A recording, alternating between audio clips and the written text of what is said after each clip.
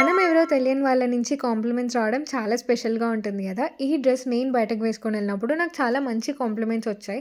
Customise చేయించుకున్నారా? Fabric ఎక్కడ తీసుకున్నారు? Dress చాలా బావుంది అని జెప్పేసి. ఇలా ఎవరిదైనా అవుట్‌ఫిట్ నచ్చినప్పుడు దగ్గరకొచ్చి కాంప్లిమెంట్ ఇవ్వడం అన్నది చాలా పెద్ద విషయం అనే చెప్తా నేనైతే. Only some people can do that. And I felt so happy at that time. And girls నుంచి గర్ల్స్‌కి కాంప్లిమెంట్స్ రావడం అంతకన్నా పెద్ద విషయం. So now get ready with me. ఇది మా సెకండ్ ఎంగేజ్‌మెంట్ యానివర్సరీ రోజనమాట.